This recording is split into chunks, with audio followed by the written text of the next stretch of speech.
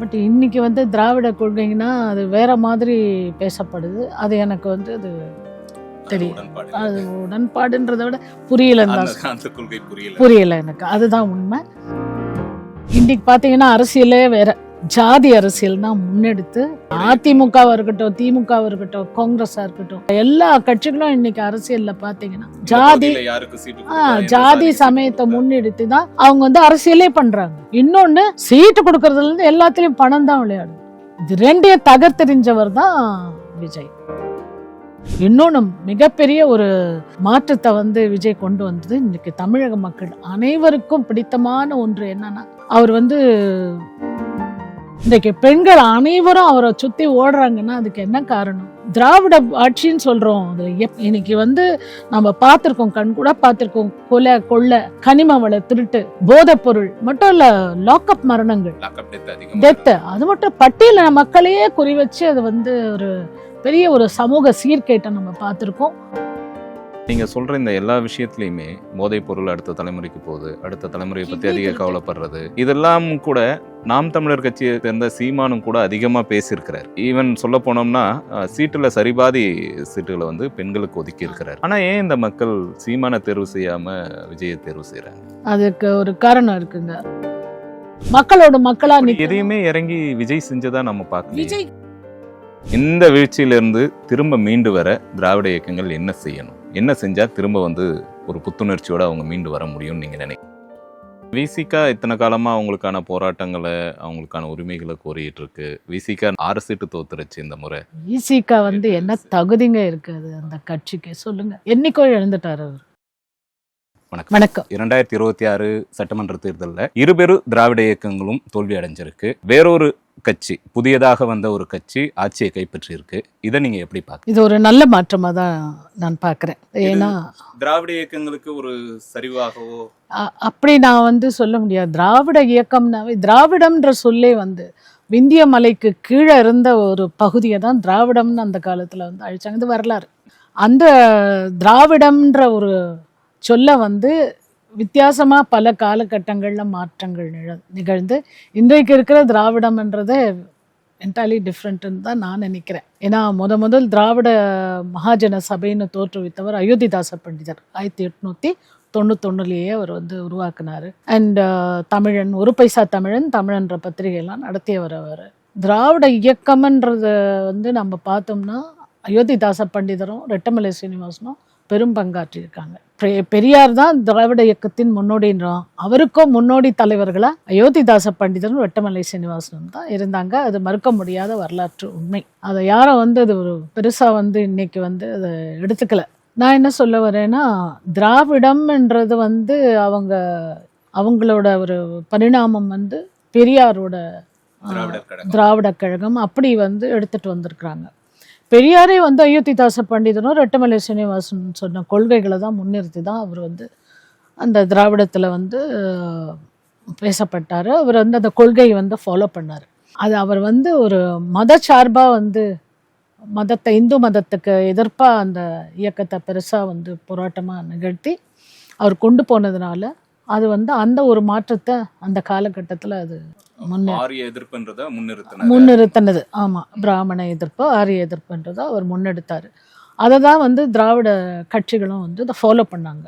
But Ayothidasa பண்டிதரும் Rettamalai சீனிவாசனும் முன்னெடுத்த ஒரு திராவிட இயக்கம் அந்த ஒரு சொற்கள் எல்லாம் வந்து அந்த ஒரு பரிணாமம்லாம் வேற. அந்த சொற்களுக்கும் இந்த சொற்கள் என்ன வித்தியாசம்னா, அந்த அயோத்திதாச பண்டிதர் வந்து இந்த மொழி இனம், திராவிட மொழி, திராவிட இனம்ன்றது தமிழ்ன்றதை மாற்றி திரமிழம்னுவாங்க. அந்த திரமிழம்ன்றது தான் தமிழ் வந்ததுன்றது எல்லாருக்கும் தெரியும். திரமிழம் திராவிடம் என்றது திரமிழம் என்ற வார்த்தையில இருந்து, திரமிழம்ன்றது தமிழ் வார்த்தை, தமிழுக்கு உரித்தானது தான். தமிழை மற்றவங்க சுற்றுறதுக்காக சொல்லப்பட்டவர் அந்த தமிழ். அதனால தான் ஒரு பைசா தமிழன்ற இதெல்லாம் எடுத்து முன்னெடுத்து பூர்வ தமிழர், பூர்வ குடியினர் அயோத்திதாச பண்டிதர் வந்து முன்னெடுத்தார். ஆனால் அதுக்கப்புறம் அவர் வந்து இந்த ஃபஸ்ட்டு வந்து ஒரு வைணவம் சார்ந்த ஒரு சைவ சார்ந்த ஒரு சமயங்களெல்லாம் அவர் வந்து ஆய்வு பண்ணியிருக்காரு. அதுக்கு பிறகு வந்து அவர் வந்து தெளிவாகி பூர்வ தமிழர்கள் வந்து பௌத்தர்கள், பௌத்த மதம் தான் தலை சிறந்தது, ஆதி திராவிடர்களுக்கான ஒரு மதம் என்ற அந்த வழியில் அவர் வந்து அந்த மார்க்கத்தை எடுத்தார். பட் ரெட்டமலை சீனிவாசன் வந்து மதச்சார்பின்மைன்ற ஒரு கொள்கையை தான் அவர் வந்து பின்பற்றினது. ஆமாம், அதுதான் வித்தியாசம். பட் ரெண்டு பேரும் வந்து அந்த கொள்கைகளை ரொம்ப தெளிவாக இருந்தாங்க. என்னன்னா அந்த பட்டியலின மக்களுக்கான விடுதலை அதை முன்னெடுத்து தான் அவங்க வந்து வந்தாங்க. அப்போ வந்து பெண்ணடிமை, ஜாதி ஒடுக்குமுறை இதெல்லாம் எதிர்த்து தான் அவங்க வந்து பெரிய போராட்டங்கள் களம் கண்டு வெற்றி பெற்றாங்க. அதற்கப்புறம் இந்த திராவிட கட்சிகள் வந்து அவங்க முன்னெடுத்து இந்த கொள்கைகளை வந்து பின்பற்றி தான் அவங்க வந்து வெற்றி பெற்றாங்க, வளர்ச்சி அடைஞ்சாங்க. பட் இன்னைக்கு வந்து திராவிட கொள்கைன்னா அது வேற மாதிரி பேசப்படுது. அது எனக்கு வந்து அது தெரியும், அது உடன்பாடுன்றதை விட புரியல எனக்கு, அதுதான் உண்மை. இன்னைக்கு ஏன் இவங்க வந்து தோல்வி அடைஞ்சாங்கன்னா, அவங்க வந்து இன்னைக்கு பார்த்தீங்கன்னா அரசியலே வேற, ஜாதி அரசியல் தான் முன்னெடுத்து இந்த திராவிட மாடல் ஆட்சியும் சரி எல்லா கட்சிகளும் அது அதிமுகவா இருக்கட்டும், திமுகவா இருக்கட்டும், காங்கிரஸா இருக்கட்டும், காங்கிரஸும் சேர்த்து தான் சொல்ல, எல்லா கட்சிகளும் இன்னைக்கு அரசியல்ல பார்த்தீங்கன்னா அந்த ஜாதி சமயத்தை முன்னெடுத்து தான் அவங்க வந்து அரசியலே பண்றாங்க. இன்னொன்னு, சீட்டு கொடுக்கறதுல இருந்து எல்லாத்திலையும் பணம் தான் விளையாடுது. இது ரெண்டையும் தகர்த்தெறிஞ்சவர் தான் விஜய். தமிழக வெற்றி கழகம் என்றது இந்த வெற்றிக்கு முழு முதற் காரணம் என்னன்னா ஜாதி சமயமற்ற நிலை. ரெட்டமலை சீனிவாசன் எப்படி ஃபாலோ பண்ணாரோ அந்த கொள்கையை இவர் வந்து முன்னெடுத்திருக்காரு. அது ரொம்ப மிகப்பெரிய மகிழ்ச்சி. அம்பேத்கர் கூட பௌத்தத்தை ஃபாலோ பண்ணாரு. ஆனால் அம்பேத்கரை வந்து இதே மாதிரி தான் விஜய் வந்து அம்பேத்கரை முன்னிறுத்தி தான் வந்து எல்லாம் பண்ணாரு. இன்னொன்று மிகப்பெரிய ஒரு மாற்றத்தை வந்து விஜய் கொண்டு வந்தது. இன்னைக்கு தமிழக மக்கள் அனைவருக்கும் பிடித்தமான ஒன்று என்னன்னா, அவர் வந்து எல்லா தொகுதிகளிலும் பொது தொகுதிகளிலும் கூட பட்டியலின மக்களை நிறுத்தி வெற்றி பெற்றிருக்காரு. மிகப்பெரிய சாதனை அது. அவர் வந்து உண்மையிலேயே சாதியை பார்க்கலன்றதுக்கு இதை விட பெரிய உதாரணம் இருக்க முடியாது. அடித்தட்டு மக்களுக்கு ஏன் அவருடைய ஓட்டுநருடைய மகனுக்கு வந்து ஒரு வாய்ப்பை கொடுத்து எம்எல்ஏ ஆக்கியிருக்காருன்னா மிகப்பெரிய புரட்சி அது. அம்பேத்கர் கண்ட புரட்சி, ரெட்டமலை சீனிவாசன் கண்ட, அயோத்திதாஸ் பண்டிதர் இருவரும் கண்ட கனவுகளை மெய்ப்பித்திருக்கிறாரு தமிழக வெற்றி கழக தலைவர் விஜய்னு தான் நான் சொல்லுவேன். உண்மையிலேயே அதுதான் வந்து ஒரு கண்கூடான ஒரு நிலையை நாம் பார்க்குறோம். இன்னைக்கு மக்கள் எல்லாம் எதுக்கு திரண்டு வந்து வாக்களிச்சாங்கன்னா, ஜாதி சமயம் மற்ற ஒரு கொள்கை அவருடையது. அதை வந்து நிதர்சனமாக ப்ரூவ் பண்ணியிருக்காரு. அவரோட பேச்சுக்களும் வந்து நான் கரப்ஷன் எந்த விதத்துலேயும் வந்து நான் வந்து கரப்ஷன் செய்ய மாட்டேன், அதுக்கு முன்னிறுத்த மாட்டேன், அதுக்கு எதிர்ப்பாக தான் இருப்பேன். அண்டு இன்னொன்று வந்து பெண்களுக்கான பாதுகாப்பு. இன்றைக்கு பெண்கள் அனைவரும் அவரை சுற்றி ஓடுறாங்கன்னா அதுக்கு என்ன காரணம்? திராவிட ஆட்சின்னு சொல்கிறோம். அதில் எப்பேற்பட்ட ஒரு எதுக்குங்க அவங்க தோத்தாங்க, அதை கண்டிப்பாக வந்து அவங்க உணரணும். இன்னைக்கு வந்து நம்ம பார்த்துருக்கோம், கண்கூட பார்த்துருக்கோம், கொள்ளை, கனிம வள திருட்டு, போதைப்பொருள், போதை கலாச்சாரம், டாஸ்மாக், கரப்ஷன் எல்லாமே சேர்ந்து தான் அவங்கள வந்து வீட்டுக்கு விரட்டி இருக்கு. மட்டும் இல்லை, லாக்அப் மரணங்கள், டெத்து, அது மட்டும் பட்டியலின மக்களையே குறி வச்சு அது வந்து ஒரு பெரிய ஒரு சமூக சீர்கேட்டை நம்ம பார்த்துருக்கோம். அது பெண்களாகட்டும், சின்ன சிறுமியிலேருந்து வயதான பெண்கள் வரைக்கும் பெண்களுக்கான ஒரு வன்முறை, ஒரு கற்பழிப்பு, இந்த மாதிரி ஒரு சொல்லக்கூடாத ஒரு மிகப்பெரிய சமூக சீர்கேட்டை வந்து சந்திச்சிருக்கோம். இது வந்து மக்கள் வந்து பார்த்து தான் யாருக்கும் பொறுக்க முடியாமல் தான் வந்து இது வந்து இந்த மாதிரி ஒரு முடிவை எடுத்தாங்க. இவர் வந்து அதுக்கு உத்தரவாதம் தரேங்கிறாரு. பெண்களுக்கான பாதுகாப்பை வந்து கண்டிப்பாக கொடுப்பேன்றது ஒரு நம்பிக்கையோட சொல்லியிருக்காரு அவர். அது மட்டும் இல்லை, இந்த கட்சி தொடங்குறதுக்கு முன்னாடியே பார்த்தீங்கன்னா அந்த +2 படித்த பிள்ளைங்களெல்லாம் கூப்பிட்டு அதை அவங்கள என்கரேஜ் பண்ணி எல்லாருக்கும் வந்து அதை ஒரு முன்னெடுத்து செஞ்சார். சமூக இதில் வந்து செஞ்சிருப்பாரு, அது எனக்கு அவ்வளோவா தெரியாது. அது ஒன்றும் பெரிய அது எனக்கு அதை பற்றி பெருசாக தெரியாது. ஆனால் பொதுவாக பார்க்கும்போது அவர் முன்ன வந்துட்டு மக்கள் முன்னாடி வந்து அவர் பேசும்போது எத்தனை மக்கள் அவர் வந்து திரைக்கவர்ச்சியாக இருக்கலாம், அது வேற மாதிரி இருக்கலாம், பட் வெறும் திரைக்கவர்ச்சிக்காக அவங்க ஓட்டு போடலை. எம்ஜிஆரே அவர் வந்து பீட் பண்ணி இன்னைக்கு 35% மேலே வாங்கியிருக்காரு ஃபஸ்ட்டு தேர்தலில். 108 தொகுதின்றது இல்ல யாருமே எதிர்பார்க்காத ஒரு வெற்றி இது.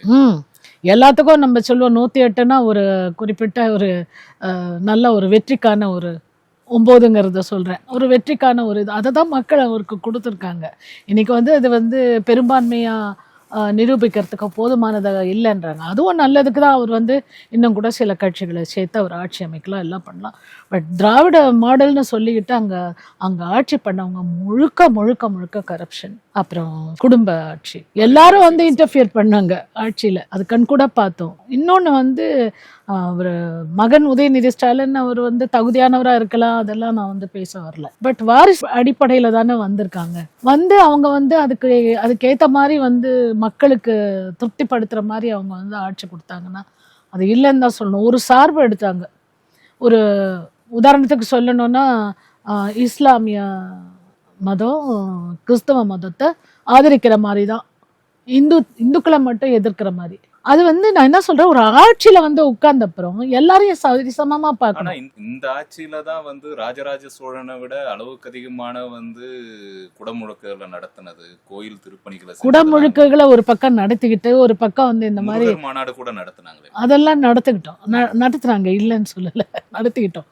பட் வந்து அது வந்து நான் என்ன சொல்றேன், மக்களுக்கு வந்து ஒரு சாதி சமயம் மற்ற ஒரு அரசு, சமயம் சாராத ஒரு அரசுனா எல்லா மக்களுக்கும் வந்து வாழ்த்து சொல்லணும், எல்லா ஒரு மதத்தினரையும் வந்து மரியாதை கொடுக்கணும், எல்லாருக்கும் ஈக்குவல் இது கொடுக்கணும். அதை விட்டுட்டு அவர் வந்து அவங்க வந்து திராவிட முன்னேற்ற கழகம் வந்து ஒரு பர்டிகுலர் மதத்தை வந்து அவங்க வந்து மேலே தூக்கி வைக்கிறதும் மற்ற மதத்தை கீழே வைக்கிறதும், அதெல்லாம் வந்து நான் வந்து எந்த மதத்துக்காகவும் நான் வந்து பேச மாட்டேன். எனக்கு அதை பற்றி இதில் மதச்சார்பின்மை தான் நாம் கொள்கைன்றது வந்து எனக்கு எங்கள் தாத்தா காலத்துலேருந்து போதிக்கப்பட்டது.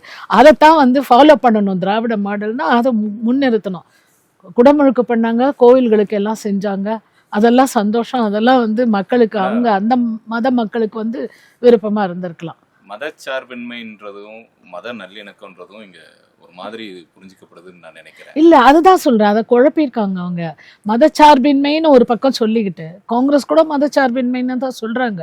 பட் இந்த திராவிட மாடல் ஆட்சியில மதச்சார்பின்மைன்னு சொல்லிக்கிட்டு ஒரு பர்டிகுலர் மதத்தை வந்து எதிர்க்கிற மாதிரியும் மற்றவங்களை வந்து சார்பா இருக்கிற மாதிரியும் காட்டிக்கிட்டதான் அது மக்களுக்கு தெரியும். பொதுவான நிலையில இருந்து பார்த்தோம்னா எல்லாருக்கும் அப்படிதானே புரியுது. அந்த புரிதல் வந்து அவங்க தவிர்த்திருக்கலாம். அவங்க அப்படி இல்லாம இருக்கலாம், பட் அதை தவிர்த்திருக்கலாம். இதெல்லாம் நிறைய இருக்கு. 1967 இந்த ஒரு அண்ணாவோட தலைமையில திராவிட இயக்கம் ஆட்சியை கைப்பற்றுச்சு. அதன் பிறகு பல்வேறு கட்சிகள் உருவாச்சு. திமுகவிலேருந்து பிரிஞ்சு அதிமுக உருவானதா இருக்கட்டும். அதன் பிறகு எந்த இயக்கங்கள் தொடங்கப்பட்டாலும் அந்த இயக்கத்தோட பெயர்ல வந்து திராவிடம் என்றது ஒரு தவிர்க்க முடியாமல் கண்டிப்பா இருக்கும். இப்ப தேசிய முற்போக்கு திராவிட கழகமா இருக்கட்டும், டிஆர் தொடங்கின லட்சிய திமுகவா இருக்கட்டும், மதிமுகவாக இருக்கட்டும், எல்லா கட்சியிலுமே விஜயகாந்தோடைய தேமுதிக, எந்த கட்சியாக இருந்தாலும் தொடங்கும் போது அதுல வந்து திராவிடம் என்ற சொல் இருக்கும். திராவிடத்தை தவிர்த்தவங்க வந்து இல்ல, அதை தவிர்த்து அரசியல் வந்து மெயின் ஸ்ட்ரீம் அரசியல் அப்படி இல்லை. நாம் தமிழர் இயக்கம் மட்டும் அதற்கு முன்னாடியே தொடங்கப்பட்டிருந்தாலும் அது நாம் தமிழர் இயக்கமா ஆதித்தனார் தொடங்கினதை இப்ப சீமான் எடுத்துட்டு போறாரு. மற்றபடி ஒரு புதிய இயக்கம் தொடங்கும் போது அதன் பெயர்ல வந்து திராவிடம் என்ற சொல்ல தவிர்த்திருக்கிறாங்க. இதை எப்படி பாக்குறீங்க? அது திராவிடம் என்ற சொல்ல தவிர்த்தாலும் அவர் வந்து திராவிட கொள்கைகளை விடலையே. என்ன திராவிட கொள்கை? சரிசமமா பிறப்புக்கும் எல்லா உயிருக்கும் என்ற ஒரு இந்த வரியை வந்து வச்சுதான் அவர் வந்து அரசியலை முன்னெடுத்திருக்காரு. அவங்க வந்து தமிழக வெற்றி கழகம்ன்றது தமிழ்நாடு வெற்றின்றது பொது சொல்லு, தமிழக வெற்றி கழகம்னு வச்சதே வந்து மக்களுக்கு வந்து ஒரு கேட்சியா அது வந்து பிடிச்சிருக்கும்னு நினைக்கிறேன். அதுதான் வந்து ஒரு இது. ஆனா திராவிட கொள்கைன்னா ஏன்னா அவர் வந்து காமராஜரை விடல, அம்பேத்கரை விடல, ஏன் அயோத்திதாச பண்டிதர் ரெட்டமலை சீனிவாசனை பத்தி எல்லாம் முதல் மாநாட்டிலேயே அவர் அந்த படத்துக்கெல்லாம் மலர் தூவி மரியாதை செலுத்திருக்காரு. அதனால அவர் வந்து அந்த கொள்கையை விட்டுட்டாருன்னு நம்ம எடுத்துக்க முடியாது. Because is following it. ப்ராக்டிக்கலாக அவர் முன்னெடுத்து இன்னைக்கு வந்து தேர்தலில் அதை நிரூபிச்சிருக்காருன்னா மிகப்பெரிய விஷயம். அது புரட்சின்னு நான் சொல்லுவேன். தமிழக வெற்றி கழகம் செய்த ஒரு புரட்சின்னு தான் இந்த சாதி சமயமற்ற ஒரு அரசியலில் முன்னெடுத்தது. அதை இன்னைக்கு அவர் வந்து ஃபாலோ பண்ணிட்டாரு. இப்போ விஜய் வந்து தாவேக்காவோட கொள்கையில திராவிடம் தமிழ் தேசியம் ரெண்டும் இரண்டு கண்கள் அப்படின்னு சொல்லியிருந்தாரு. திராவிடம் தமிழ் தேசியம் இது ரெண்டையும் நீங்க எப்படி பாக்குறீங்க? இது ரெண்டுக்குமான வித்தியாசம் எதுன்னு நீங்க நினைக்கிறீங்க? தமிழ் தேசியம்ங்கிறது அதான் தமிழர்களுக்கான ஒரு முன்னெடுப்பாக தான் தமிழ் தேசியம்ன்றது பார்க்கப்படுது இல்லையா? திராவிடம்ன்றதும் தமிழர்களுக்காக தான். ஆனால் சொன்னேனே வரலாற்று இதில் பார்த்தீங்கன்னா திராவிடம் என்ற சொல்லு வந்து தமிழ், தெலுங்கு, மலையாளம், கன்னடம் 4 மொழியை சேர்ந்து தான் திராவிடம். யாரும் மறுக்க முடியாது. மதம் என்ற ஒரு இது வந்ததுன்னா அது வந்து மத அரசியல்ன்றது வந்து திராவிடத்துக்கும் அதுக்கும் வந்து சம்பந்தம் கிடையாது. மதமோ சமயம் எதிர்ப்பும் திராவிடமும் ஒண்ணு கிடையாது அப்படின்னு சொல்ல வரீங்க? அல்ல, ஆரிய எதிர்ப்பை வந்து ஆமா ஆதி காலத்துல திராவிடத்துல வந்து மத எதிர்ப்பெல்லாம் அவங்க முன்னெடுக்கல. அவங்க எடுத்தது வேற. அவங்க என்ன பண்ணாங்கன்னா இந்த மத ரீதியா வந்து ஒடுக்குறாங்க இல்லையா, தாழ்த்தப்பட்ட ஒரு இனமாவோ பெண் அடிமை இதெல்லாம் வந்து எதிர்த்தாங்க. அது எதுனா மனு நீதின்ற ஒரு மனுஸ்மிருதி அதை தான் எதிர்த்தாங்க. ஆதி காலத்து திராவிட இயக்கம்ன்றது அதை எதிர்த்து தான் முன்னெடுத்து எல்லாம் பண்ணாங்க. அதுக்கப்புறம் வந்ததுல வந்து அவங்க வந்து இந்த சமயம் அந்த மதம் அதெல்லாம் வந்து இந்த அரசியல்ல வந்து பூத்துனாங்க. சீட்டு கொடுக்கும் போதே வந்து எந்த கொங்கு பெல்ட்னா அந்த ஒரு எந்த சமூகத்தை அந்த இனம் அந்த மாதிரி இல்ல ஒரு மத்த அது மாதிரி எல்லா இடத்தையும் நீங்க பார்த்து ஆமா ஒரு டவுன் சவுத்ன்னு பார்த்தாக்கா நாடார் இனம் அந்த மாதிரி பார்த்து தான் அவங்க வந்து சீட்டு கொடுக்குறாங்க. எல்லாம் ஒரு முன்னெடுத்து செய்கிறாங்க அரசியல் கட்சிகள். அதெல்லாம் தவிர்த்து இன்னைக்கு வந்து அதெல்லாம் கிடையாது, உடச்சி எறிஞ்சிருக்கிறது வந்து தமிழக வெற்றிகள். அது யாருமே மறுக்க முடியாது. இப்போ இந்த ஆட்சி விழுந்ததுக்கு ரொம்ப முக்கியமான காரணம் பெண்களோட வாக்கு தான். பெண்கள் தங்களோட சக்தியை தங்களோட பலத்தை நிரூபிச்சிருக்கிறாங்க அப்படின்னு சொல்லப்படுது. பெண்கள் அநேகம் திமுக அதன் ஆட்சி காலத்திலேயே திமுக தான் முதலாக பெண்களுக்கான சொத்துரிமையை இந்தியாவிலேயே கொண்டு வந்த ஒரு இயக்கம். இன்னும் நிறைய இருக்கு திமுக பெண்கள் சார்ந்த விஷயங்கள்ல செயல்பட்டதை பார்த்துட்டோம்.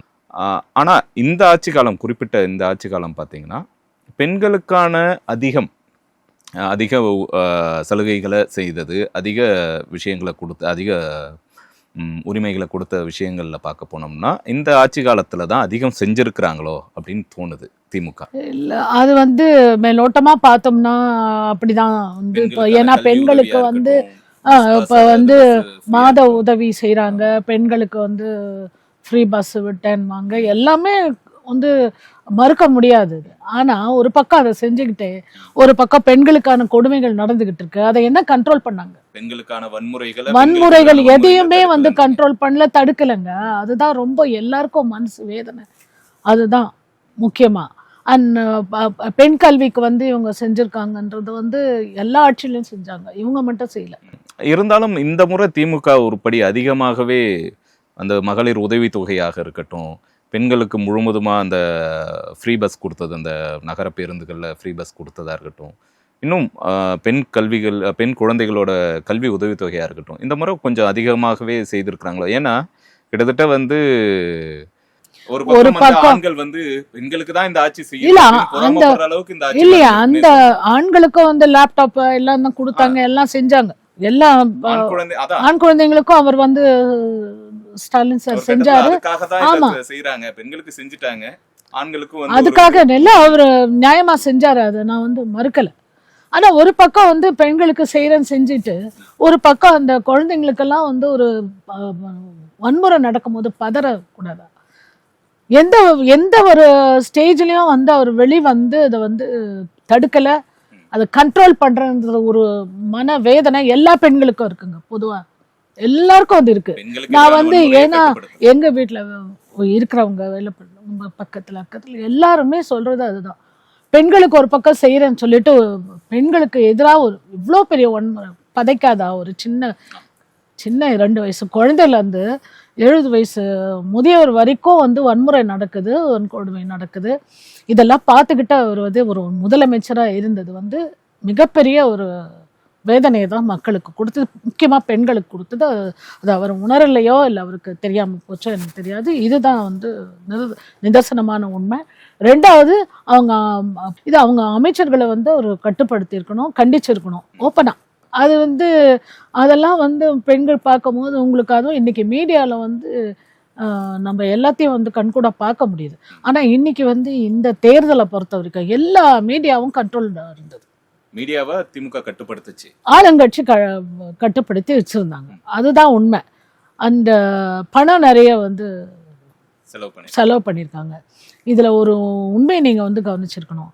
பணத்தை வாங்கிக்கிட்டு போட்ட ஓட்டு தாவேக்காக்கு. மக்கள் பெரும்பாலும் பணத்தை வாங்கி இருக்காங்க. அது சிந்திக்கணும்ல. நம்ம பணத்தை வந்து வாங்கிட்டாங்க. யூஸ்வலா பணம் வாங்கினா மக்கள் விசுவாசமா ஓட்டு போடுவாங்க அந்த காலத்துல.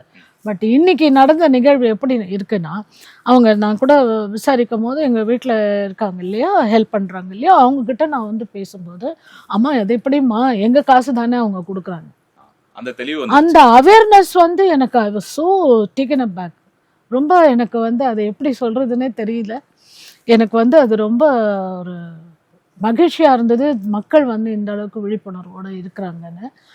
ஆனால் நான் என்ன சொல்கிறேன், அந்த பணத்தை வாங்கிக்கிட்டு தாவைக்காக்கு ஓட்டு போட்டதுங்கிறது மிகப்பெரிய புரட்சியை பெண்கள் பண்ணியிருக்காங்க.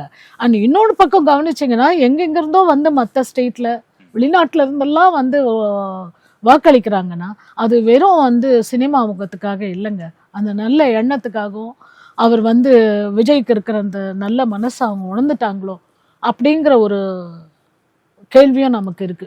அதுக்கான பதிலாக தான் நான் இந்த தேர்தலை நான் பார்க்குறேன். அண்ட் அது மட்டும் இல்லை, மற்ற கட்சிகள் எல்லாம் வந்து ஒரு மிகப்பெரிய ஒரு தாக்கத்தை வந்து இது ஏற்படுத்தியிருக்குன்னா அவங்க உணரணும். இப்போ பெண்கள் மீதான வன்முறைக்கு எதிராக தான் இந்த வாக்களிச்சு இந்த மாற்றத்தை பெண்கள் கொண்டு வந்திருக்கிறாங்க, தாவேக்காவை ஆட்சியில் அமைத்திருக்காங்க.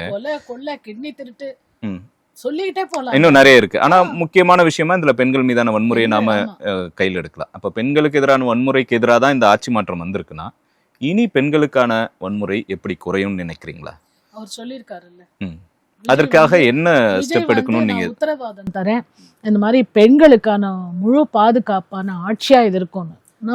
மேம், பொள்ளாச்சி பாலியல் வன்கொடுமை சம்பவங்களை நம்ம பார்த்திருப்போம். அதிமுக ஆட்சி காலத்தில் நடந்தது. பெண்களுக்கு இந்த மாதிரியான வன்முறை இருக்காது அப்படின்னு சொல்லி தான் திமுகவும் ஆட்சிக்கு வந்துச்சு. திமுக வந்ததுக்கு அப்புறம் பெண்களுக்கு எதிரான வன்முறை சம்பவங்கள் வந்து அதிகரிச்சதா வந்து புள்ளி விவரங்கள். ஜாதி கொடுமை கூட, வெறும் பெண்கள் வன்முறை மட்டும் இல்லை, ஜாதி வன்முறை வந்து நிறைய நடந்திருக்கு இந்த ஆட்சியில. எல்லா இடத்துலயும் வந்து கம்யூனிட்டி இது வந்து கிளாஷஸ் வந்து நம்ம பார்க்குறோம்.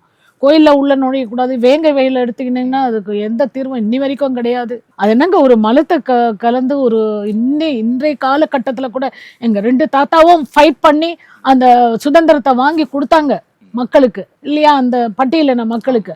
அந்த மக்களுக்கு ஒரு கேடா இது வந்து இப்படி குடி தண்ணீரிலே கலக்குறாங்கன்னு, அது எப்பேற்பட்ட விஷம் அது. அந்த விஷம் மனசுல இருக்கு. அந்த மனசு மாறணும். அந்த மாற்றம் எப்படி நிகழும்? அரசு வந்து அதுக்கு வந்து 2 பக்கமும் இல்லாம மௌனமா வேடிக்கை பார்க்கறது வந்து பேருக்கு வந்து நடவடிக்கை எடுத்தாங்கன்றது வேற. பட் இன்னி வரைக்கும் அந்த மக்கள் வந்து பேசிக்கிட்டு இருக்காங்க அதை பத்தி. எல்லாம் சேர்ந்து தாங்க வந்து ஒரு ஆட்சிக்கு வந்து முற்றுப்புள்ளி வைக்க முடியும்.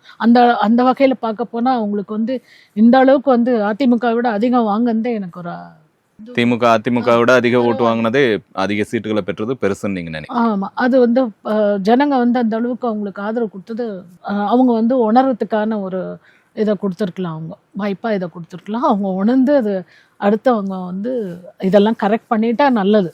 ஏன்னா அதெல்லாம் ஒரு அவங்க சொல்றாங்க இத்தனை ஆண்டு காலம் ஆட்சி புரிஞ்ச இதெல்லாம் வந்து நிறைய குறைகளை வச்சுட்டாங்க.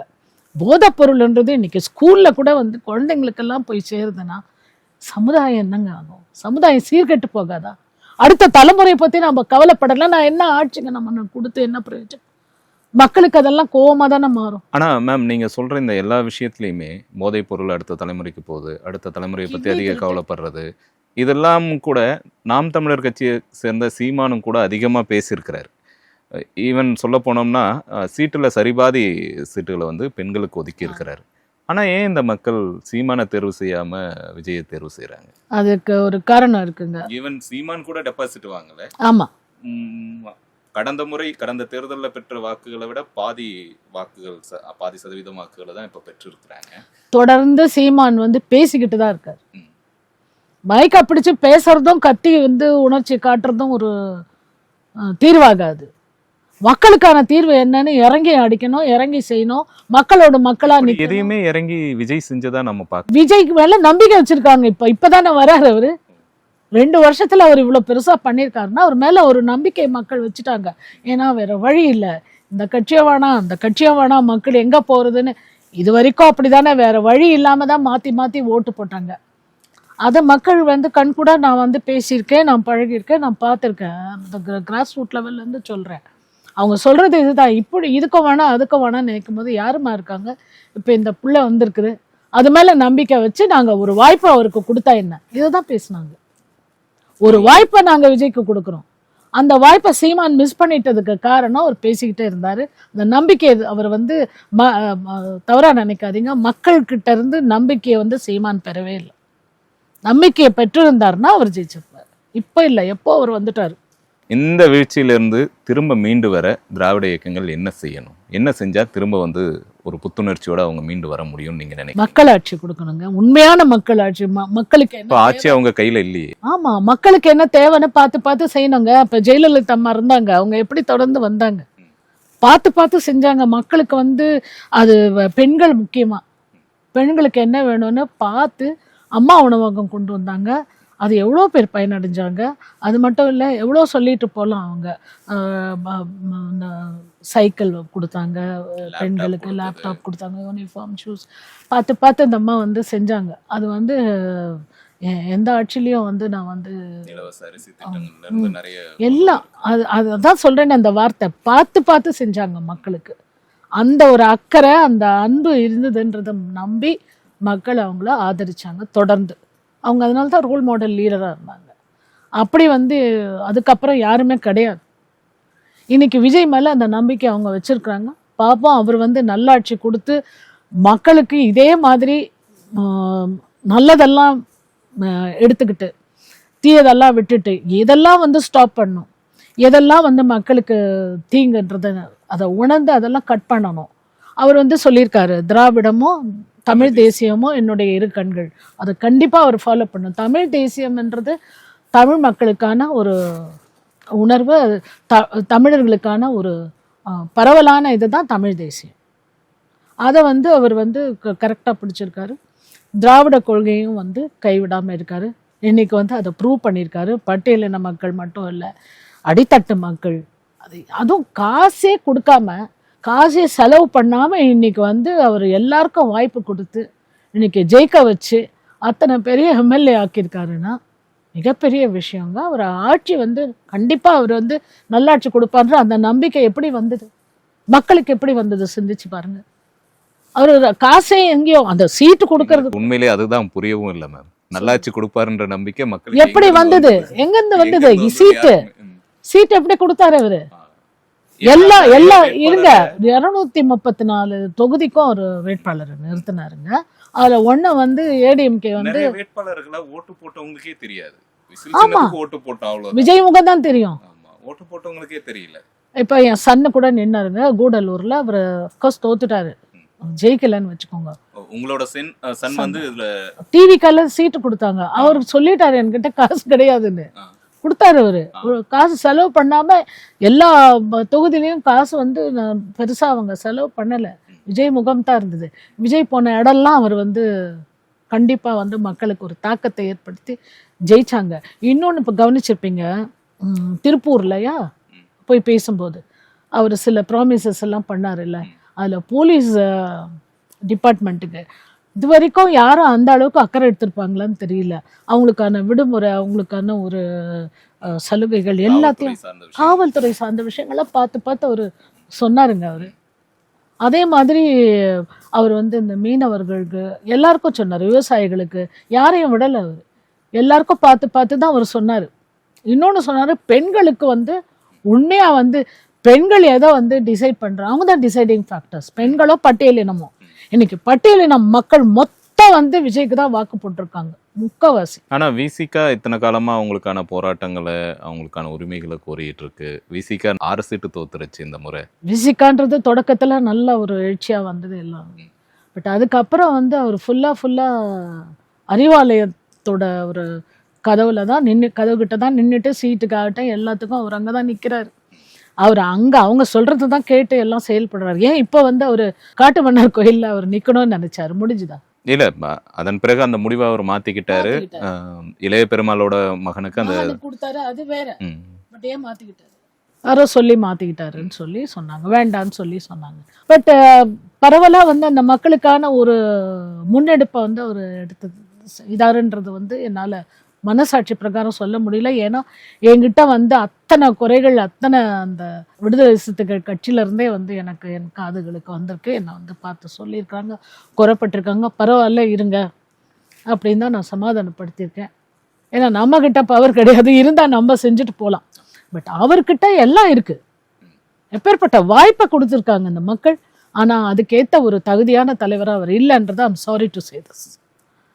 அவர் அப்படிதான் நடந்துட்டு இருக்காரு இது வரைக்கும். அவர் வந்து ஒரு தன்னிச்சையா வந்து நின்று, ஏங்க சீமானே தனியா நின்று அத்தனை பேரும் சீட்டு கொடுத்து எல்லாம் பண்ணும் போது இவர் எத்தனை வருஷம் அரசியல்ல இருக்காரு.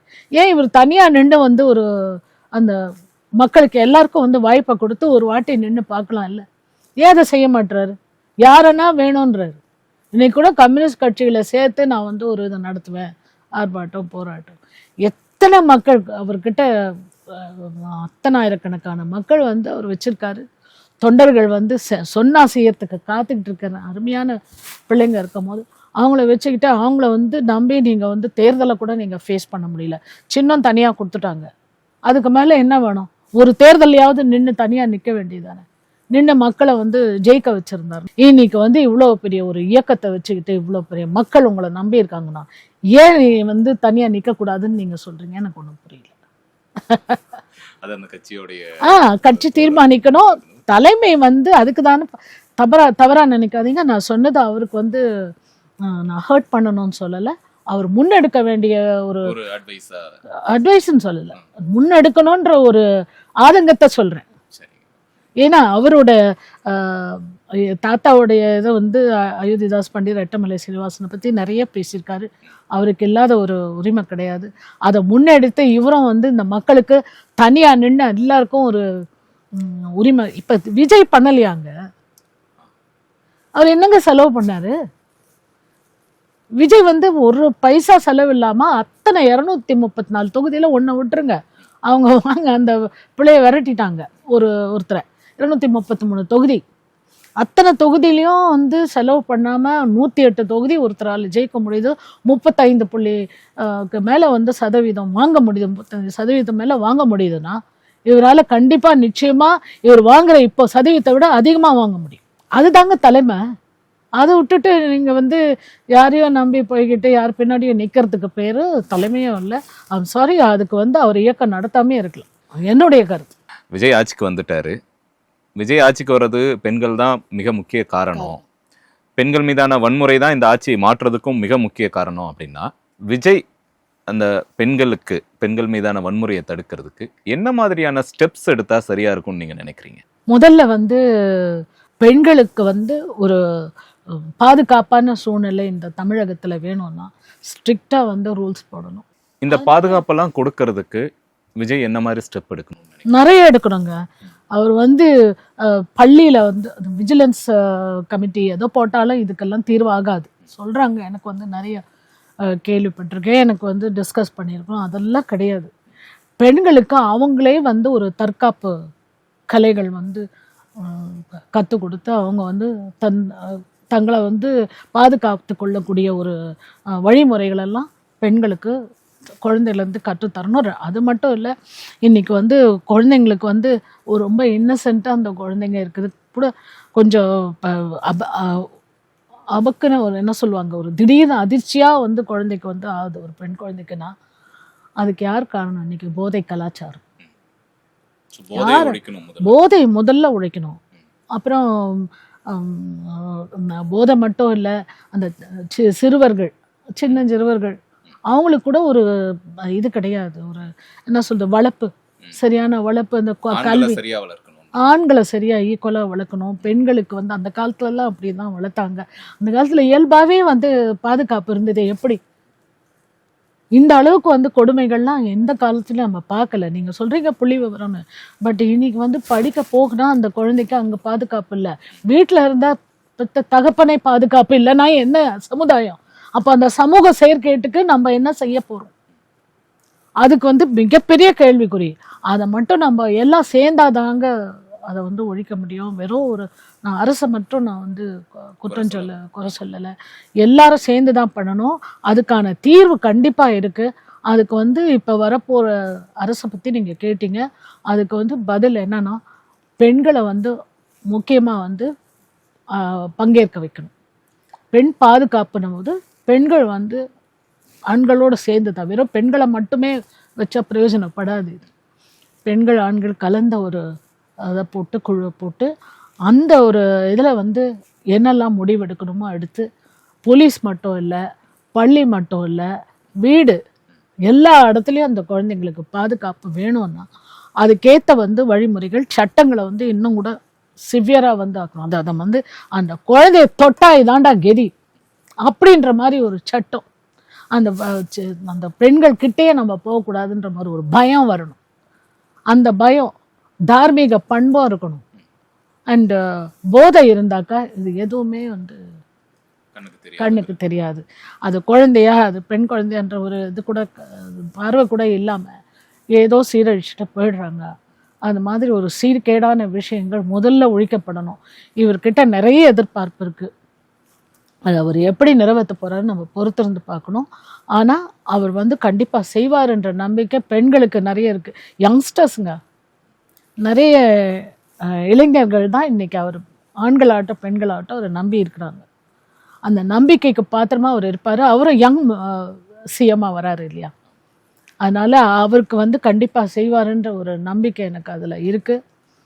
அதனால் அவர் வந்து கண்டிப்பாக இதுக்கு வந்து முக்கியத்துவம் கொடுத்து முதல் ஒரு கோப்பாய் அதை எடுத்து இழுத்துட்டு ஏதாவது செய்வார்ன்ற ஒரு எதிர்பார்ப்பு மக்களிடத்தில் இருக்குது. ஒரு பெண்களுடைய இருக்கிற ஒரு பெண்ணாக நானும் வந்து அதை எதிர்பார்க்குறேன்.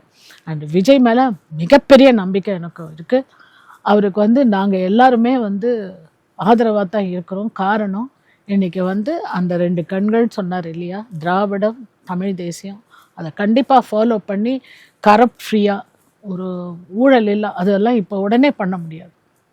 ஏன்னா ஊடுருவிற்கு அது வந்து கடவுளை அங்கங்கினாதபடி எங்கும் இருந்திருக்கிறான்ற மாதிரி கரப்ஷன் எல்லா இடத்துலையும் ஊடி இருக்குது. அது உடனே அவரால் சரி பண்ண முடியும். படிப்படியாக தான் அவர் செய்வார்ன்ற நம்பிக்கை என்ன இருக்குது.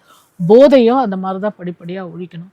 எல்லாத்தையும் படிப்படியாக சரி பண்ணி சமநிலை சமுதாயமாக நல்ல ஒரு பாதுகாப்புள்ள சமூகமாக இது வரணும்னு விஜயை நான் வந்து கேட்டுக்கிறேன். இன்றைக்கி வந்து வெற்றி கழகத்துக்கு மனதார வாழ்த்துக்களை சொல்லிக்கிறேன். அவருக்கு நல்லாட்சி கொடுத்து மக்களாட்சியாக கொடுத்து நல்ல ஒரு சமூகத்தை உருவாக்கணுன்றது கேட்டுக்கிறேன். அவ்வளோதான். அந்த எதிர்பார்ப்போடு நானும். ரொம்ப நல்லது மேம். எங்களோட ரொம்ப நிறைய விஷயங்களை நல்ல விஷயங்களை பகிர்ந்துக்கிட்டீங்க. நன்றி. நன்றி. வணக்கம்.